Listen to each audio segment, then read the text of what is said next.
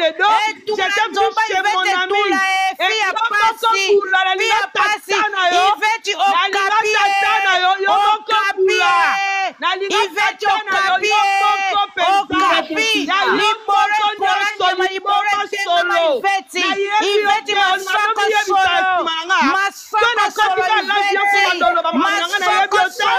Je te connais pas, ya yo moko ya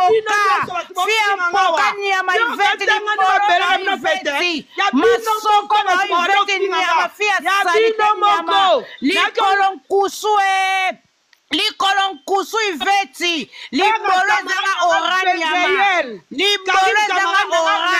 libolo zanga oranyama etula nzomo iveti okapi fia zwakate nyama metisa salite metisa salite nyama yo metisa salite nyama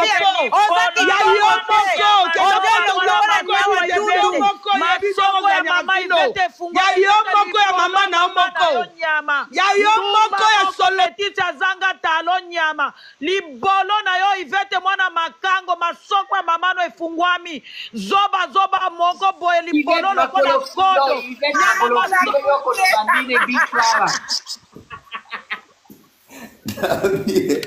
oh donc tu la prière non si wala na yebi ete era à chaque fois la matin la vient na sa net câble moneta ya ofinga ngani tolo balanga moi je la connais pas ni de don ni de vue ni na yebi ete na libolo na mokanga ya moko ya mama na yo moko te yo ko libolo zanga oranya mafika na koloti eloko ya mama masoko no nyama iveti mama no moko ya solo no nyama bemba mama no yo ndoki veti nyama ndoki sofia bisuba iveta suba kana mecho iveti bisuba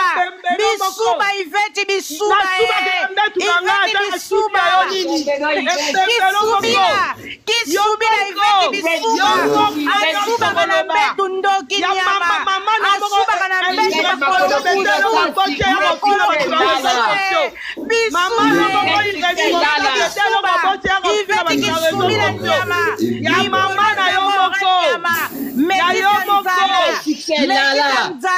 metisa nzala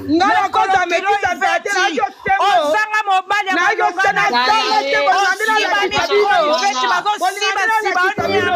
makolonkusu iveti makolonkusu libolo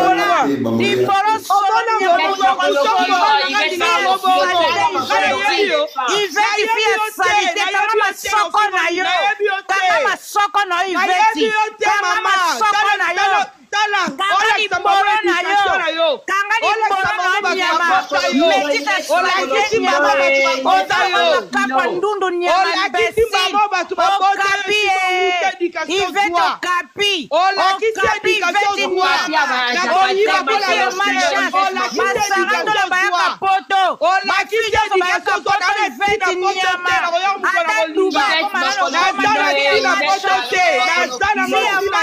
nyama libolo na kofina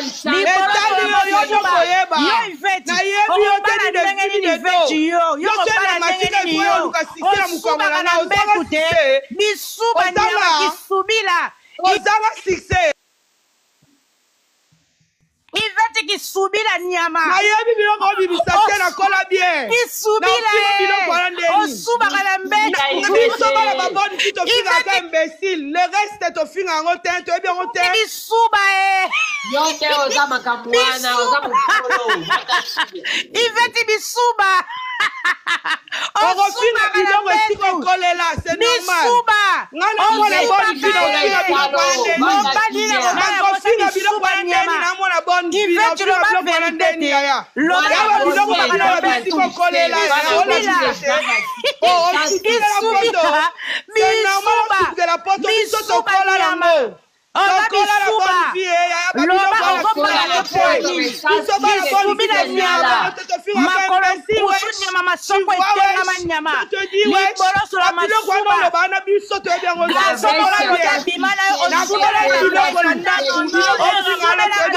na mbeto bisuba toyebi biloko ofinga wana te tokola nango te bisuba nakola nango te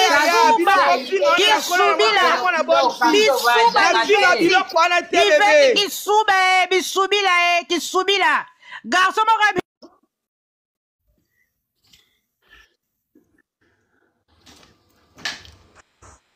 prière esili. Amen, Baba. Anniversaire au goût. bonjour. Era joyeux anniversaire.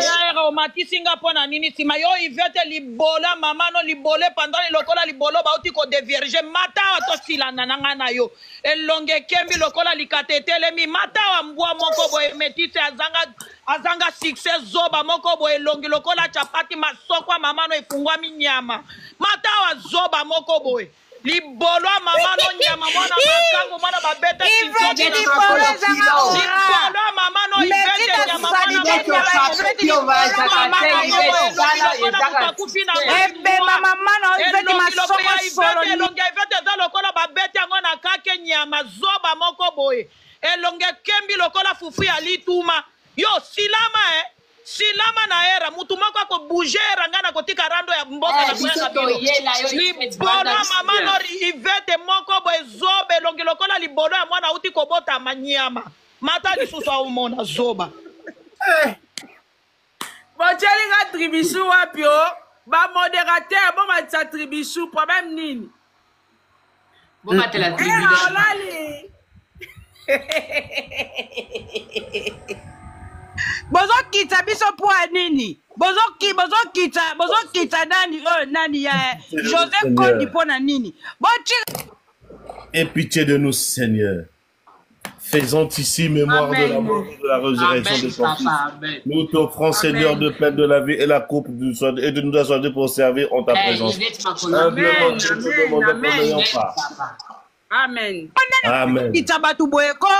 ata yo mona tolanga pe na modératrice mais botika ba biloko bosala likambo nini yebisa modératrice na atika okitisa tribisu ezali elongi loko nyewa ndundu o likakwa ndundu o iveti likakwa ndundu elongi loko likakwa ndundu iveti kalombo fi azanga ora fia libabe iveti kalombo bisuba na mbetu kisubila bisuba oyo iveti yo iveti yo lokolo nkusu yo lokolo nkusu oya kitoko te oza kitoko te iveti lokolo nkusu lokolo nkusu lokolo mama na yo iveti masoko solo masoko ngeta masoko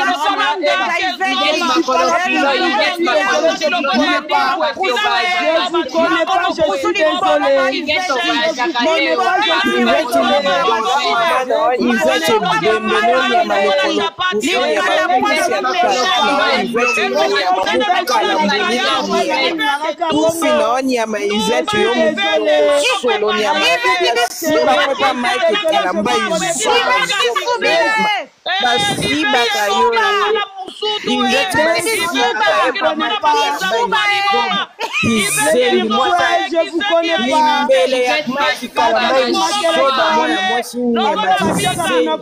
iveti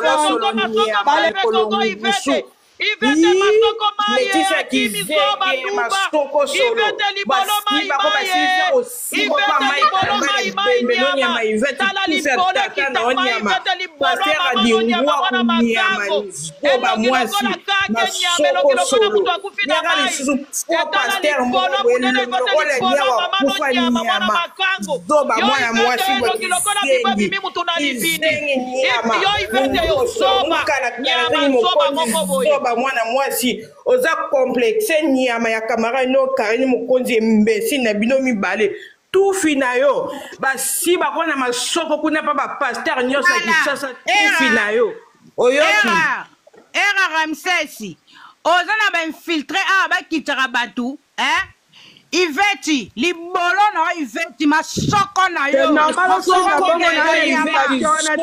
Libolo na Iveti na yo. Na zana éducation te ya okinga batu bongo. Ebembe no Iveti, éducation na te.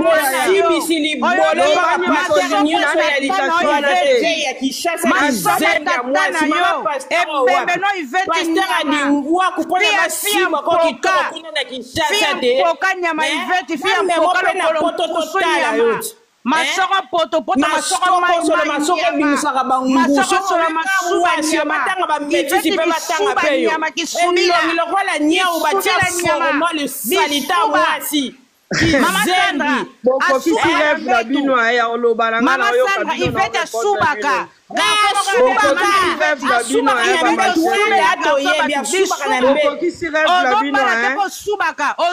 D'accord, je vous écoute.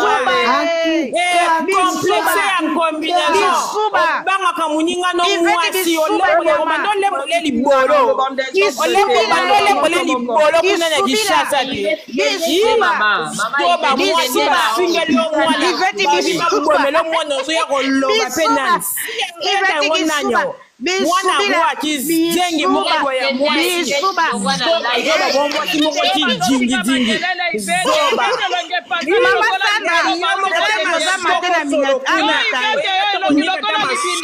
salita mwasi nyama mama Sandra zoba la complexe muninga no mwasi kuka basinga singa oza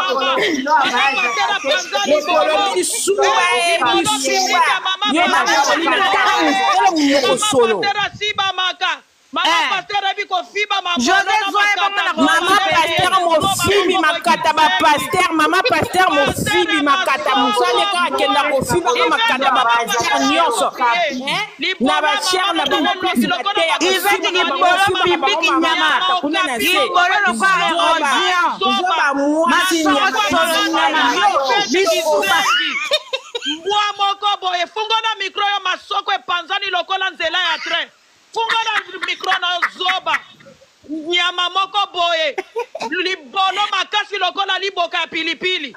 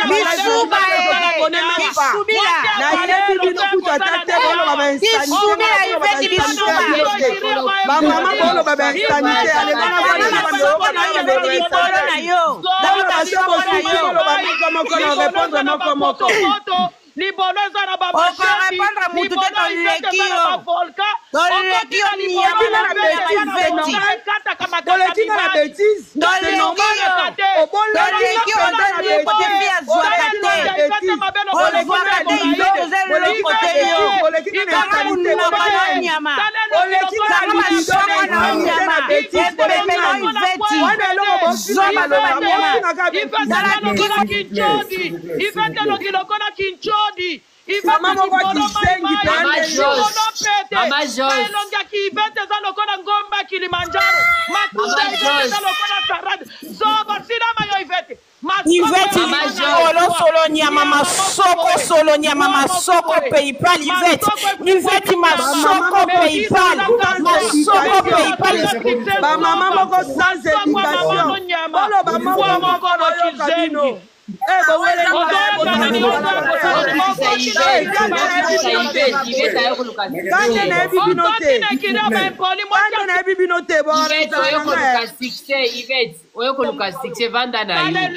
nyama makunza lokola désert de Kalari nyama Iveti mama makata mbwa nyama kingo makata mbwa lokola epembelo iveti nyama zoba amataka te era amataka te lokola mbwa lesbienne metite elongi lokola mbwa ya pede tala mbwa moko boye elongi lokola pota hemorraide nyama tala elongi lokola pembe betami na kake zoba moko. S'il vous plaît. nalobi anniversaire na yango tozofete ezokeleka ndenge moko na mitakala to tosali nini vraiment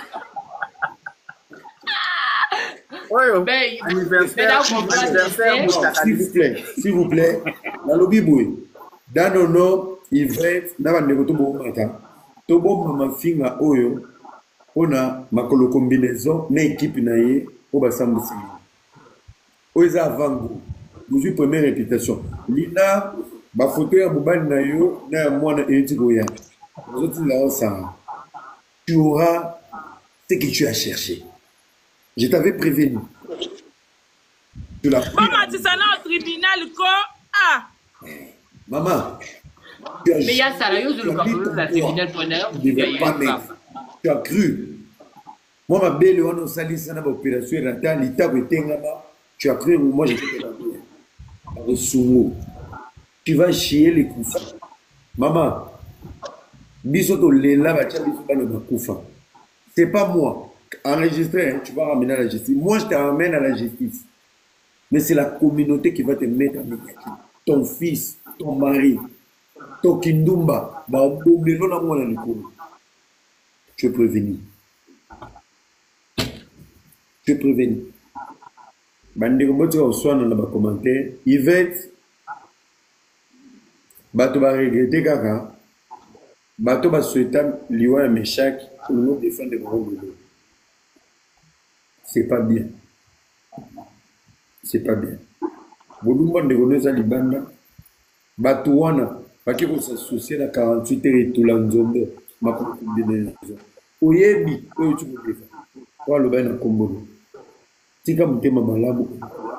Ba fingi yote po oza mutema mabe. C'est parce que tu ne comprends pas la douleur. Oba chayo.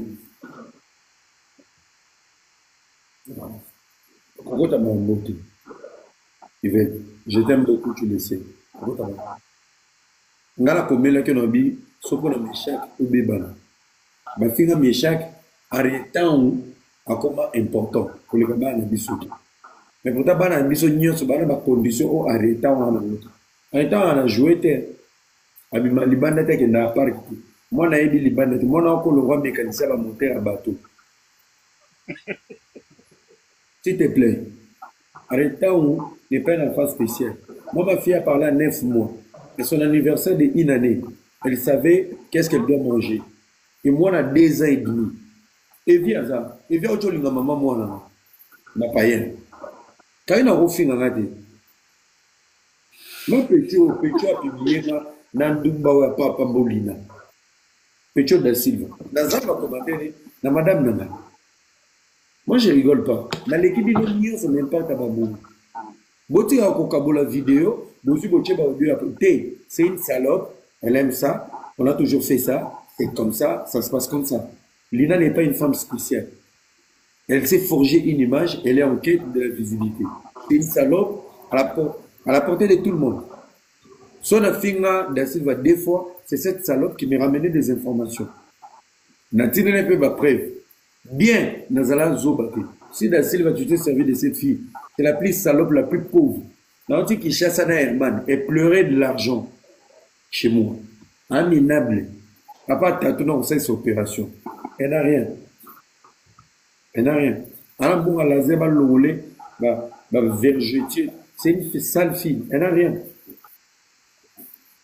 Non. On est dit avant, aïeba. Parce que vidéo n'est bini. Ba détail musu ezate na ba détail musu ngana na tinele en paix disika ya batamaki pour ba yoko selanga ezai mona mbali on a mis l'éclairage informatique intelligence artificielle on a zoomé maman tous les terrasses mukile mona na couper on la ko la tokala na 96 on va mettre en public bref bofinga na te, boza calme. Boza calme. On va voir ce qu'ils vont faire. Ils ont une réunion demain. Il y a live là. Soba Bandi live, Bandi Bouzoba. Je vais lancer mon live. Tout le monde va monter. Moi, je ne suis pas votre ami. Déjà, commençons par votre combinaison. J'ai fait pipi, c'est Sarah Tolé là. Vous préparez ma audio. Mais Era, obike et na batum susu bazana dictionnaire à ma finga. Moi, so azala kia mutuna wana. Abi, elongo ko ya mbo apede. Mbo apede zaneni. Pardon.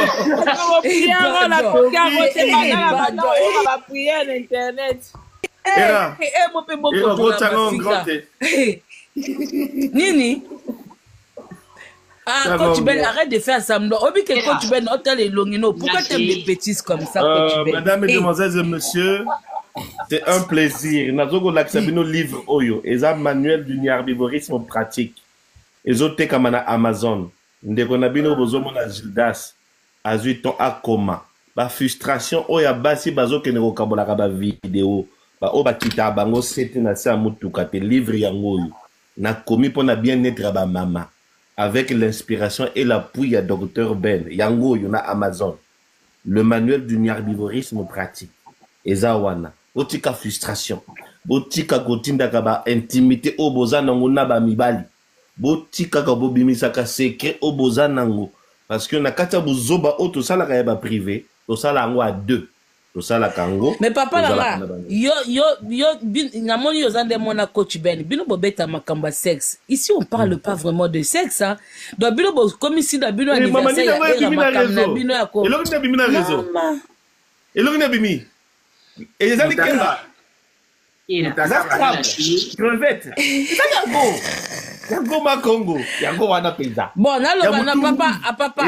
Oui, ça la publicité à livrer. Oh makamba Coach Ben, makamba Coach Ben. Tala musuni. Pardon. Elinga. Bon, nga ko makamba te. Nga ko makambo te mais nga na passer message. Mais franchement Era, na ebite ba modératrice na yo awa so ba na ba problème ba toi ouais. Mais tribunal yo poza modératrice ba ko kitson de. Mais na go ye ba tendeni bo kitana leva Era likambu nini yango. Mais oza modératrice ba ko kitson de nini. Na sepela na fille ana te ko kitata la modératrice a Era na finga bino en désordre. Bokeba. Mais Era na comprendre te. Tribunal aza modératrice, pas na yo ou pas? Mais ngana yebite bakizene tribunal. Mais tribunal oza modératrice, bazo kitoko kitison ndenge nini? Pite mama Congo. Bon bref, ngana ina lobaka na bio na se. Ngana na ebite so na yo bebisa makamu. Era dano no ba nanu bo matie nanu te. Bo statina te bo ngana kita. Finga ta fani le bo zela nanu ngana loba na kita, s'il vous plaît la famille. Moi je viens toujours avec la voix de la sagesse. Babi, on a besoin de tout ce monde. Tous en a besoin, il y a moi chocho, il y a tribunal. Tous en a moi besoin, il y a moi maté, il y a ba sexologue, il y a ba coach. On a besoin de tout pour faire un monde. Donc ngana yaka toujours na moi voix nanga. Ce que j'essaie de dire, live o ezaki a komata na prière te. Peu importe ennemi azala ou azala te amata matate. Live o yoyo, on était venu dénoncer. Tu as qui ko dénoncer ba mabe o batu basali et on ne peut pas dénoncer mabe et bisomoto zana ba pratique ya mabe. Après ça, nangina lobana Yvette. Yvette n'a habité ba genre ba ami obino bozalaka. Tu es l'ami à gauche, tu es aussi l'ami à droite. Mais Yvette, un moment, il faut te respecter. Parce que moi, je remarque toujours. Zela, papa langa. Yvette, mais dans un tribunal, na Yvette, bofing na té. Comme Zela, on m'a dit Yvette, son na kiti. Na ina senga na Yvette. Yvette, personnellement, on a un problème contre Yote et je pense que toi aussi, tu n'as pas de problème contre moi.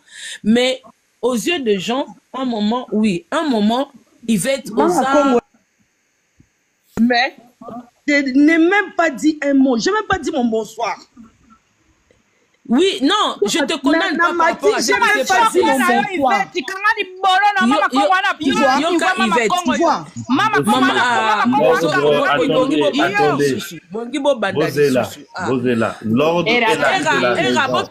On a passé message na Yvette. Nayebi message au Yvette ayaki nango awate. Personnellement, dans un problème, il y a Yvette et je pense qu'elle aussi n'a pas de problème avec moi. Ce que je demande seulement à Yvette, parce que apparemment, Babi, que Yvette n'a pas commentaire, a été reproché des choses. N'a évité de quoi être reproché. Je peux pas parler de ce que je sais pas. Mais non, c'est on a Yvette. Yvette, un moment, zoa grandeur na yo, il faut mettre un moment en place. Même si tozaka toujours biso na ba moment na biso ba faiblesse, il y a ba égard de comportement, mais faut tcha grandeur na yo. Ce que vous faites pour votre soi-disant votre ami, elle ne le fera pas en public pour vous. Si elle le fait peut-être en privé, nous on n'est pas au courant. Mais en public, oh bino bosalaka, et comme ça bino ba mikala. Et bimisara bino ba mikala. Parce que nous, on n'a jamais vu en public la personne que vous prétendez qu'elle est votre amie, c'est déchaîné de vous défendre.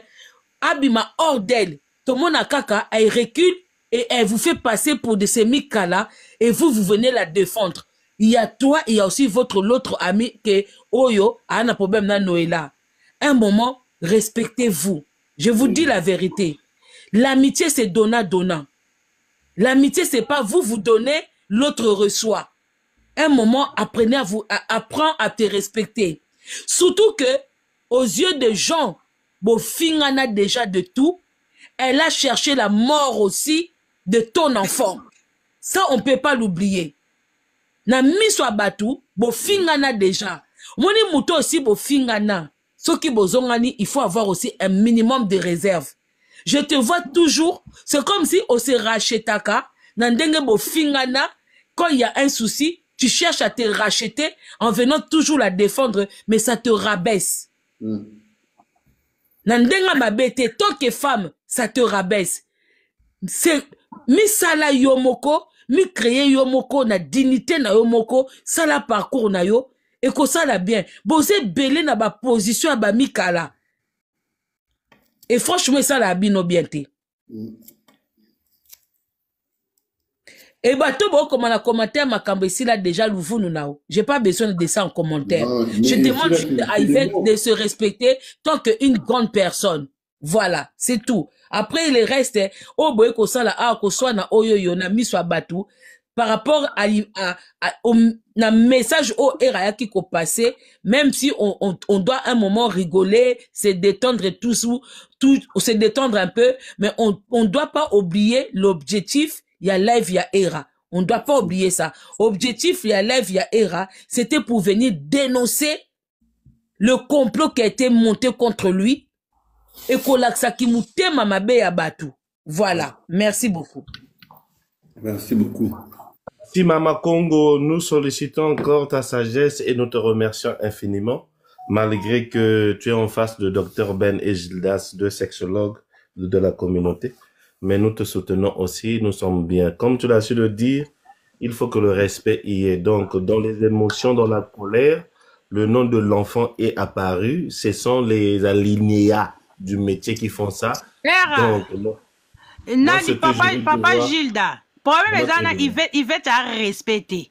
Alors, bah, Mama Congo, bando machira moninga na tanga ta komono. Alors, mon oreille aza spécial devant Mama Congo. Yvette toujours le côté Mama Congo. Yo oza zoba. Yo za maele vini yo zuyo. Oa ki zengi yo Yvette. Oa zoba.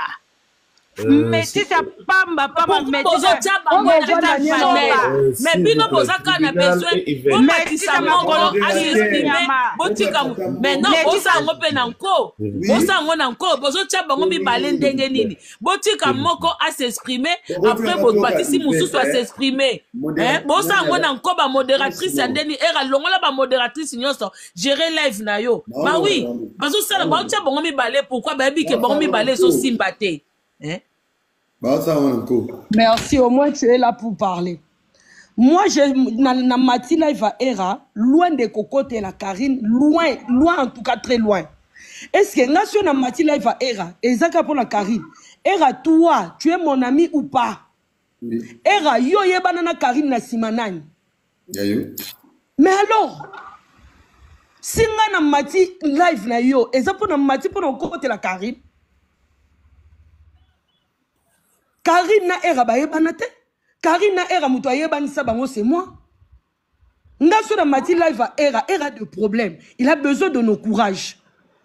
Na mata qui pour nous c'est quelques mots d'encouragement. Koyebi sait que l'humiliation précède la gloire. Moutoua humilié a humilié yemoko. Un jour et kozongela ye. Ce sont des mots que moi na mati pour nous bien bisaye. Tribunal na yeba kete maman na sa mabele 25 ans la monnaie. À chaque fois na mata na live nyos na pesa atambo tete abandamba moko finganga. Na neto welani. Na yebi ete. Na ba commentaire loba ki to. Na commentaire nazo seka. Na loba era loba bo finga na Karine ta 10 fois tika aba na bazala en dehors makamu na biso. C'est ce que j'avais dit. Na ça le peka commentaire moko maman ba modérateur no batienga sourdine. Tikoyo nde place o bato basilika ki parce que toyebi asweta liwa ya mwana no Meshaki. Donc est-ce que c'est un exemple à suivre? Mais yokate en rétant as important. Ngane na zabo na yokana ana sarate mais je suis très contre que ba finga hadasa très contre. Moi je suis une mère na rozala jamais pour que batu ba finga mwana na solola na mutu moko na tanga kombote na silikele na bi non laissez les enfants dehors de nos problèmes. Un jour ba otu na biso lobi ezali 10 ans liboso tozanga mamboye sabam. Yvette, moi je suis venu dans ton live pour t'encourager, te dire que courage et koleka. Je sais que bamakambo aboye soza na moralité, soza na tête te. En tout cas, c'est très difficile. Je suis juste passé pour t'encourager. Est-ce que mon gars na l'équipe on bando côté la Karine? Qu'est-ce que ça voir yo va publier yo Karine? Qu'est-ce que ça voir? Non, Yvette, le problème qui s'est posé avant au matin, les gens ont lu tes commentaires. Et aujourd'hui, on moni lelo. Quand il y a monana, ils ont lelo. Mais on sait réunir les faits, même du passé. Ça veut dire, quand on va voir la bana, bisous dans une des kanda, il y a mona o ya yo, à ce temps liwa, parce que mes chaque abotin me va en état. Alors fais très attention quand tu défends en état, en sachant que Meshak a été exposé et on a fait l'appel des morts sur Meshak. Et Tigala Batumsu na Moutou. Et quand toi tu viens comme ça, tu joues comme un rôle de l'hypocrisie. Quelle hypocrisie? Quelle hypocrisie? Ce qui est à Bonzambe, bisous pendant ton Bonzambe. On a souhaité ma bé à Meshak. Il y a moi Nanga, il y a moi Mama Kongo, il y a Papa Gildas, il y a Coach Ben, il y a moi Sarah, il y a Tribunal et Talibi Sauté. Comment vous définissez l'hypocrisie à ma personne? Il y a on ne parle pas de ton, on parle de fait.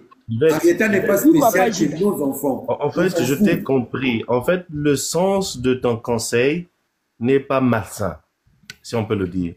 Mais vu la tension, vu les tempéraments que nous avons dans le live, chaque personne n'a pas une même modalité de réflexion. Nous sommes presque 10 000 à nous suivre. Ce qui devrait être mieux, prochainement, si tu oses prendre au moins mon conseil, moi, on se communique avec Era et Coach Ben, mais sur WhatsApp. En étant en live, tu pouvais écrire un message à Era, dans la colère, dans la réplique, enlève les enfants. Effectivement, les enfants ne font pas une partie intégrante de notre... Voilà, donc, il faut le faire en privé, comme si tu connais bien Era. Mais en tout cas, l'idée est de compatir, parce que ce n'est pas facile de voir son corps exposé et dormir et être un peu dans le... Aujourd'hui, on fait le live, mais après le live, il va se reposer, il va dormir, il sera en retrait. Il va se questionner avec sa personnalité aussi. Donc, c'est dans ce sens-là, mais sinon, on est une famille, on se comprend. Arrêtons seulement de s'insulter, les gauche à droite, comprends les autres. Nous aussi, on te comprend. Et aimons-nous. Soyons à la hauteur de l'amour que de la haine. En fait, ce qui doit nous unir... Papa Judas, permettez-moi de poser une question. Oui, maman. Papa Judas, permettez-moi de poser une question à Yvette, si elle le permet. Oui, je t'écoute. Oui, une question, Yvette. Outolo Bake Yom to présenta Era na copine na yo. La question que je veux te poser, c'est Era était ton ami de ton côté, d'un autre côté, l'autre aussi ta copine de l'autre côté. Quand tu attends que ton ami a eu à mettre du sang, a eu à faire bouffer Era du sang, sans raison comme ça, toi, ça te fait quoi de savoir que tu as présenté deux amis en toi pour qu'ils deviennent des amis et il y en a une qui dit que elle a eu à faire bouffer du sang à l'autre. Ça te fait quoi en attendant ça? Moi, je peux répondre à cette question. Ça ne peut pas me faire plaisir. Non, c'est pas à toi que j'ai posé. Non, parce que je voulais rectifier quelque chose. J'ai eu quelques informations de Karine à travers Yvette, parce que je connaissais Yvette avant. Mais je n'ai pas connu Karine à travers Yvette. Connaître quelqu'un, ou soit avoir des informations, elle ne nous a jamais présenté en fait. C'est ça le problème. Donc, non, elle n'a pas dit ça. Elle a dit que tu la connais à travers elle. Lorsqu'on a posé une question. C'était une question. Mais cette voilà. On a posé une question, tu as répondre. Maman, on va répondre. Pour rectifier, moi, je suis venu après pour comprendre qui était Karine en prenant des informations chez Yvette. Mais de toute ma vie, Moutaïla ma mère de la vie nana. Karine dans ma vie, mon numéro, appel conférence, m'est poussé à connaître cette fille, cette merde dans ma vie qui m'a dégoûté, c'est Henriette Kajila, accompagnée par l'appui de Mike Landiches. Et Salama Poto. Moi, je ne connais pas Karine Dekil parce que Yvette n'a pas pototé. On a vu Karine qui chassate. On a vu Karine, il y a poto. Il y a poto, bato ba tindiga na mère, c'est Henriette Kajila, appuyé par Mike Landiches. Donc, côté Oyo, tu as connu Karine, je savais que Yvette traînait avec Karine. Mais au niveau de la relationnel, c'est Henriette Kajila et Dichesse. Donc, pour rectifier, après, elle peut répondre sur la question qui a été posée.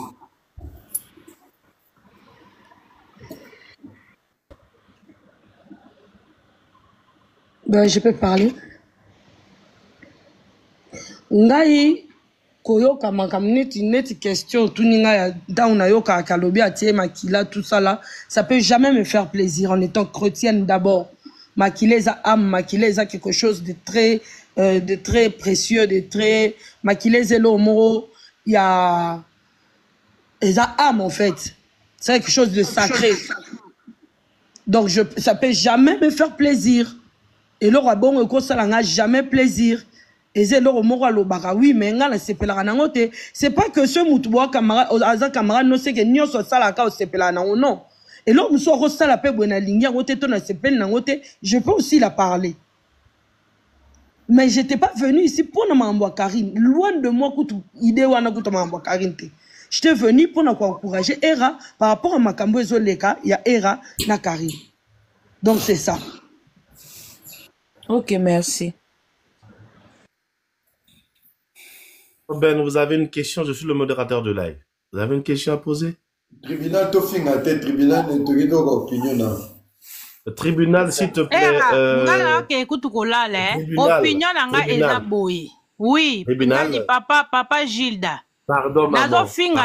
Opinion, non, mais si elle parle dans le calme, laissez-la s'exprimer. Opinion, Bison stofanda kiawa, tout le monde a se, yé azokoma, Yvette azokoma, oh, bolo banama bole, bo chika mwana. Ah, mais toujours talabe, ata bana batu nyonso bana mama Congo, biso nyonso atufinga maka, bana Sara tola bachaka bana ya batu nyonso.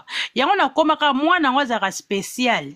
Donc yende mwana na za mwana, ngalo barako. Atoza na 50 papa Gilda atande ngozana ozaka soko maman na envie oza mwana toujours pas maman na yo mwana ekipara agité ata mama Congo aza mwana pas maman na ye donc biso toza bana ya batu ezela sko ye bachaka bana ya batu ya yende ba yako kote la botika mwana nga akoma na nyang Yvette lo ka sali mabe po biso to silike na ba commentaire azo lo baba bachika mwana ba lobela maman na ete to sangisa ti C'est ça, même si on a un problème avec Vetité. Il y a un pexabi, ce qui ayaki pour appeler ça courage, pas era. Fallait à mataper ça era courage. Mais au pexera que era lobaka na mama tika mwana na sens ninyang. Problème n'a rien à mama Congo. Oui. Mais moi, je tiens juste à rappeler une chose à Yvette. On n'est pas amis, on se connaît pas, on se connaît que sur le réseau. Mais je tiens quand même à te rappeler que il y a un moment, quelqu'un qui prétend être ton ami d'enfance a voulu du mal à ton fils. Et moi, j'étais l'inconnu qui a défendu ton fils. Je suis même venu vers toi pour te montrer le démarche à suivre pour défendre cet enfant-là. J'ai dit que même si la personne est en Europe, tu pouvais passer par les ambassades pour aller porter plainte parce qu'on cherchait à faire du mal à ton fils. Donc, peu importe le moment, peu importe ce qui se passe sur les réseaux sociaux, un moment même dans ta colère, il faut te rappeler que il y a un moment où deux personnes qui prétendent être amies ont voulu se faire du mal et les gens qui sont inconnus sont venus défendre cet enfant qu'ils ne connaissent pas. Merci. Et parmi ces inconnus-là, il y avait Mama Congo. Je ne l'ai pas fait parce que j'étais en colère contre une ou j'appréciais l'autre. Je l'ai fait parce que c'était un enfant. Parce que des fois, vous oubliez vite. Je l'ai fait parce que c'était un enfant et je suis une mère. Parce qu'il y a certaines choses, même si on est amis, ça ne s'oublie pas. Ne soyez pas hypocrites.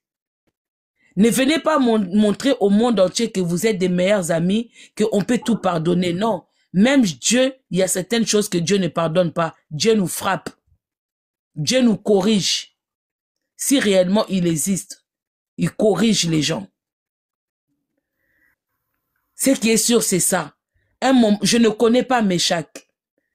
Mais j'ai défendu cet enfant parce que, soi-disant, une personne qui est la meilleure amie de sa maman a voulu sa mort.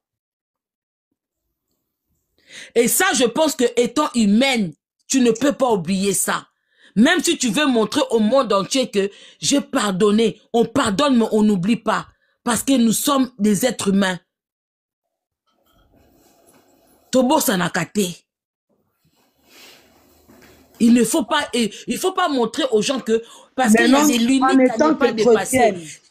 En étant chrétienne, ce que tu fais, non, même si on est des chrétiens, non, même si tu es, non, j'ai pas fini, je vais te donner la parole. J'ai pas fini, je vais te donner la parole. Je vais te laisser la parole au fait. Pas te donner, mais te laisser. Si Dieu ne pardonne pas à Satan jusqu'aujourd'hui, un être humain peut pas prétendre que même s'il est chrétien, il peut pardonner à quelqu'un et oublier, alors que Alléluia. Dieu n'oublie pas. Dieu, il a un livre de souvenirs là où il prescrit tout ce que nous faisons sur cette terre. Alléluia. Alors, aucun homme peut prétendre que je peux pardonner, oublier, alors que lui-même, Dieu n'oublie pas ce que nous faisons.